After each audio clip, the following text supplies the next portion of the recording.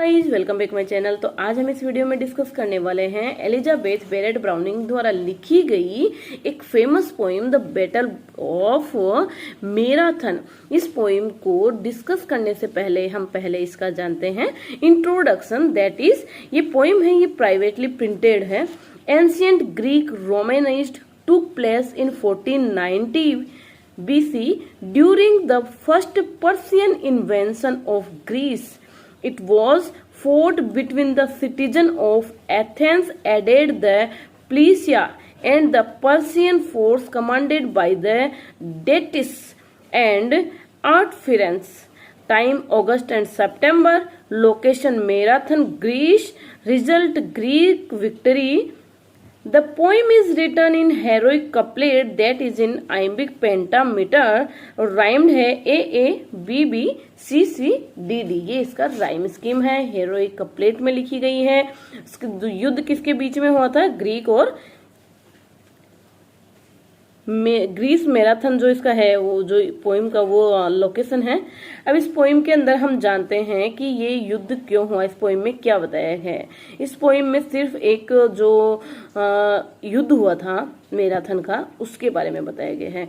वो युद्ध क्यों हुआ था? वो इसलिए हुआ था, जो राजा था वो अपनी साम्राज्य को बढ़ाने की इच्छा रखता था, आगे से आगे बढ़ाता रहता था, और उसका यही स्वभाव इस युद्ध का कारण बना था। पश्चिम में ईजियन सागर से लेकर दक्षिण में नील नदी, मिस्र के नील नदी तक उसका साम्राज्य फैला हुआ था। फिर जब उसका साम्राज्य का जब और अधिक लिप्सा हुई, तो वो अपने अधीनता स्वीकार करने के संदेश भेजता रहता था और लोग उसका स्वीकार भी करते रहते थे। लेकिन फिर उसके बाद में जब उसका जो नजर है साम्राज्य बढ़ाने में जब ग्रीक पे पड़ी, तो वो लोग उसकी अधीनता स्वीकार करने के लिए मना कर दिए, और वो युद्ध के कारण बना। ये अस्वीकार करने के जो कारण था, वही उनका मैराथन युद्ध का कारण बना। और ये युद्ध बहुत भीषण युद्ध हुआ था, और इस युद्ध में जीत भी यूनानियों की हुई थी, क्योंकि उनकी जो इच्छा थी वो थी अपने साम्राज्य को बचाना, और जो राजा की इच्छा थी वो थी कि अपने साम्राज्य को फैलाना।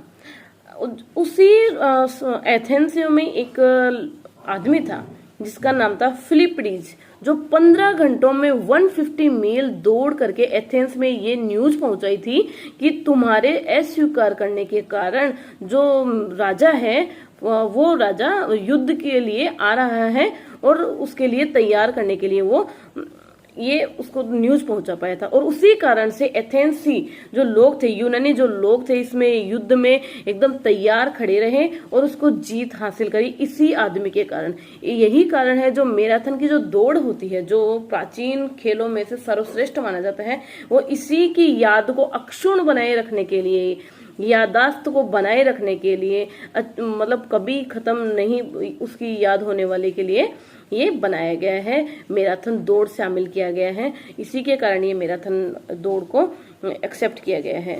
तो ये थी एलिजाबेथ बेरेट ब्राउनिंग की पोइम। इसके अंदर यही बताया गया है, और ये 490 ईस्वी के टाइम पे टुक पैलेस करी थी, और फारसी और एथेंस के बीच में युद्ध हुआ था। फारसी लोग थे वो हार गए थे, एथेंस है वो जीत गए थे, और एथेंस और स्पार्टा के जो लोग थे ना, वो लोग जीते थे इसका युद्ध।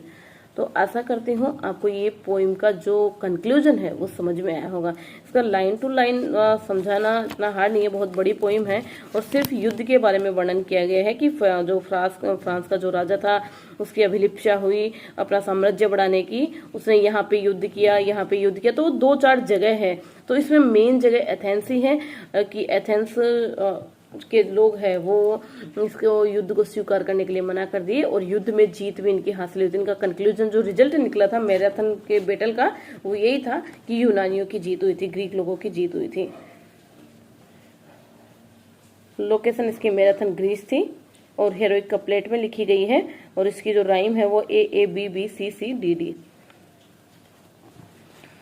इसके मैंने मेन फैक्ट बताए हैं इस वीडियो में। अगर आप चाहते हो कि मैं इस पोइम को लाइन टू लाइन डिस्कस करूं, तो आप प्लीज कमेंट कीजिए और share my video, subscribe my channel. Thank you very much.